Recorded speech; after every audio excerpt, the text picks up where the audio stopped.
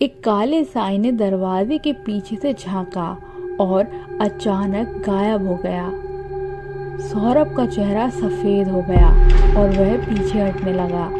तभी हवेली के अंदर से एक धीमी पर डरावनी आवाज गूंजने लगी, तुम्हें यहाँ नहीं आना चाहिए था।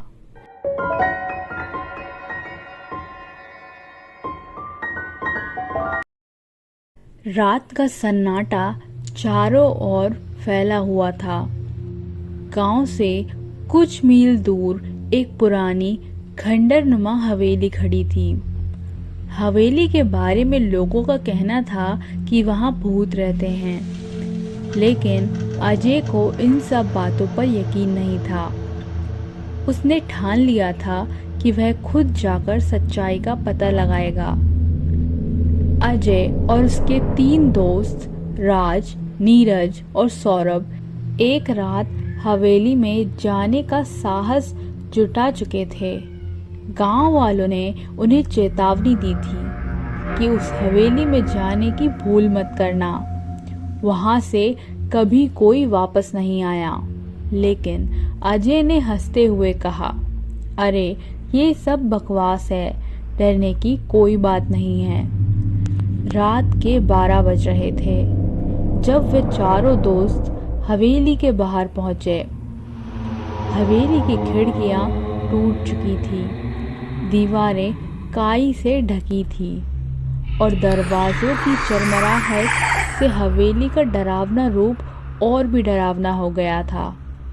अंदर जाते ही ठंडी हवा का झोंका आया और दरवाजा अपने आप ही बंद हो गया। चारों ने एक दूसरे को देखा, पर किसी ने कुछ नहीं कहा। अंदर घुसते ही माहौल और भी अजीब हो गया। हवा में नमी और डर दोनों थे। हवेली का हर कोना अंधेरे में डूबा हुआ था और हल्की सी भी आवाज गूंजने लगती है। अजय ने हिम्मत करके टॉर्च जलाया और इशारा करके कहा कि चलो ऊपर चलते हैं। सीढ़ियों पर कदम रखते ही अजीब सी चीख सुनाई दी।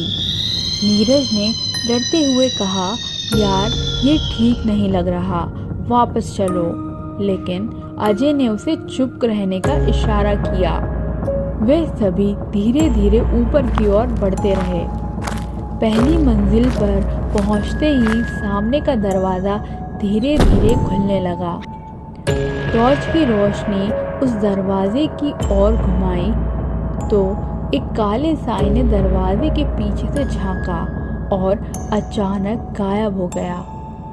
सौरभ का चेहरा सफेद हो गया और वह पीछे हटने लगा। अजय ने कहा, कोई भूत नहीं होता, शायद ये हमारी आंखों का धोखा है।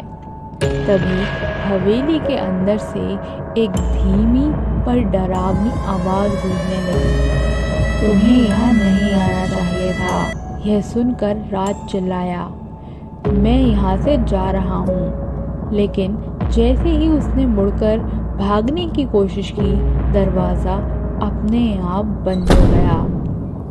चारों की सांसें थम गई। अचानक हवेली की दीवारों पर लगे पुराने चित्र हिलने लगे और उनमें से किसी का चेहरा मुस्कुराने लगा। नीरज की हालत और खराब हो गई। यहाँ से निकलने का कोई रास्ता नहीं है। अजय ने हिम्मत जुटाकर कहा, हमें शांत रहना होगा, डरना नहीं है। लेकिन जैसे ही उसने यह कहा, सीढ़ियों पर एक सफ़ेद साया नजर आया और उसकी आंखें अजय की ओर घूरने लगी। वह साया धीरे धीरे उनकी ओर बढ़ने लगा। अब तक चारों दोस्तों के चेहरे पर पसीना और भय साफ झलकने लगा था। अजय ने दरवाज़ा खोलने की कोशिश की, लेकिन वो बंद था।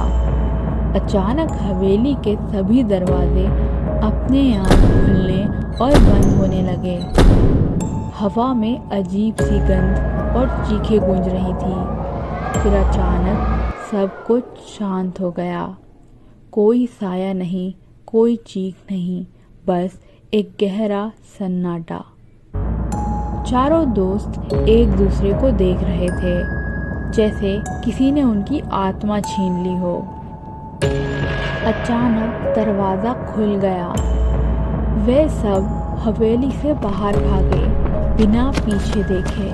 उस रात के बाद किसी ने कभी उस हवेली का रुख नहीं किया, और अजय वह कभी नहीं कह सका कि हवेली में उसने क्या देखा था, लेकिन उसके चेहरे पर डर की छाया हमेशा के लिए बस गई थी। उस हवेली की कहानी आज भी गांव में लोगों के बीच डर के साथ सुनी जाती है, और कोई भी व्यक्ति रात में उधर जाने की हिम्मत नहीं करता।